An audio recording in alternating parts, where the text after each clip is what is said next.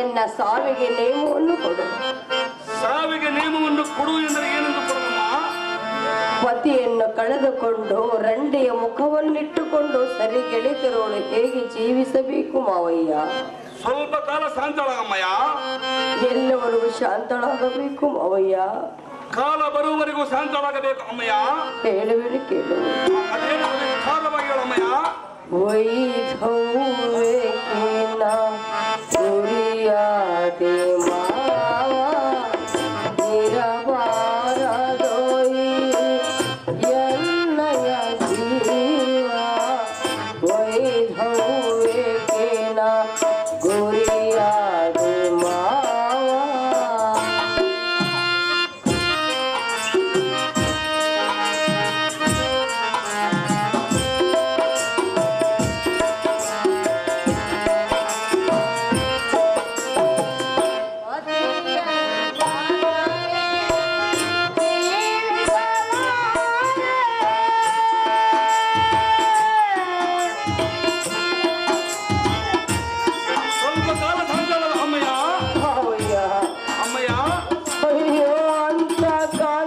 ಹೋದ ಬಳಿಕ ನಾನಿದ್ದು ಪ್ರಯೋಜನವೇನು ಮಾವಯ್ಯ? ಸ್ವಲ್ಪ ಕಾಲ ಶಾಂತಳಗಮ್ಮ ಸುಜೇಶ್ವರಮಣಿಗೆ. ಕಾಂತನನ್ನ ಕಳೆದುಕೊಂಡು ಲೆಕ್ಕೆ ಮುರಿದ ಪಕ್ಷಿಗಳಂತಾದೆವು ಮಾವಯ್ಯ. ವಿಧಿಯ ಬಲ್ಲವರು ಯಾರು ಅಮ್ಮಯ್ಯ? ಹೇಳುವೆನು ಕೇಳು ವಿಸ್ತಾರವಾಗಿ ಅಮ್ಮಯ್ಯ. ಪತಿಯನ್ನ ಗಾಲಿ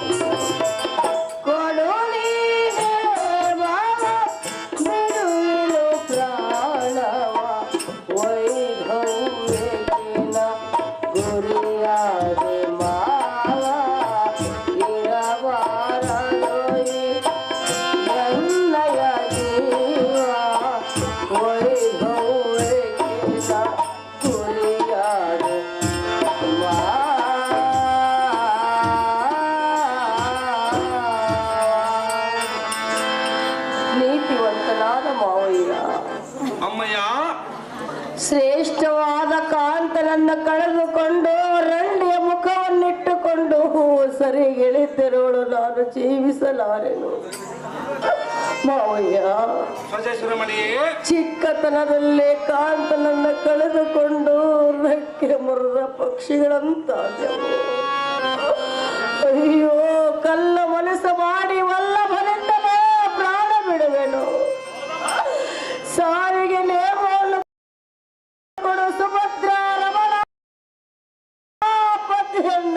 ಪತಿಯನ್ನಾರೆನೋ ಒಂದು ಕ್ಷಣ.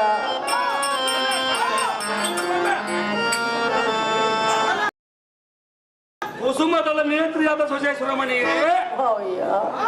ಅಯ್ಯೋ, ನಿನ್ನ ಮುಖ ನೋಡಿದ ಕ್ಷಣಕ್ಕೆ ಕಣ್ಣಿನೊಳಗೆ ನೀರು ತನ್ನಟಿಗೆ ತಾನೇ ಉದ್ಭವಿಸಿ ಬರುವಮ್ಮ. ಕನಕಾಂಗಿಯೇ, ಎನ್ನ ಪುತ್ರನೇ ಅಳದ ಮೇಲೆ ನಿಮಗೆ ಸುಖವೆತ್ತಣದು. ಅಭಿಮಾನ್ಯವಿನಿಂದ ನಿಮ್ಮ ಸಡಗರವಲ್ಲ ಹೋಗಿತು. ಜಡದು ಪವನ ನಿಮ್ಮ ಪಣಿಯೋಳು ಎಂದ ಬರವನ್ನು ಬರೆದವನು. ಅಯ್ಯೋ, ನಾನು ಸಮಯದಲ್ಲಿ ಕದನಕ್ಕೆ ಕಳಿಸಿ ನಮ್ಮೆಲ್ಲರಿಗೆ ಇಂಥ ದುಃಖವನ್ನು ತಂದೊಡಲು ಈ ನಮ್ಮ ಮರಬೇಡಿಯು. ಸಾಕು ಸಾಕು, ನಮ್ಮ ಬಾಳುವೆ ಸುಖವಾಯಿತು.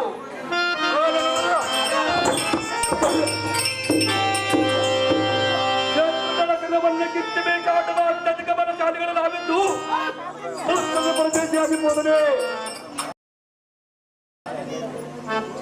ಚಿತ್ತ ಜಪದನಿಗೆ ಗೊತ್ತಿದ್ದು ನನ್ನ ಮಗನನ್ನು ಕುತ್ತಿಗೆ ಮಾಡಿದರೆ ಅಂಧಗಡ ಪುತ್ರನೇ ಕಂದು ಪುತ್ರಗಳು ಅಭಿಮಾನ್ಯರ ಪ್ರಾಣ. ಕಂದು ಪುತ್ರಗಳು ಅಭಿಮಾನ್ಯ ಪ್ರಾಣಕ್ಕೆ ಮೌನವಾದಿಯಾದ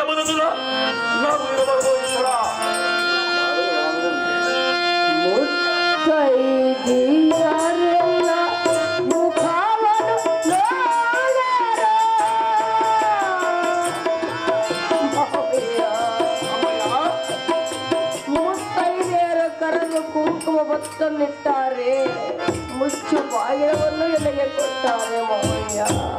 ಸ್ವಲ್ಪ ಕಾಲ ಶಾಂತಳಾಗು ಅಮ್ಮಯ್ಯ. ಮುತ್ತೈದೆಯರೆಲ್ಲ ಮುಖವನ್ನು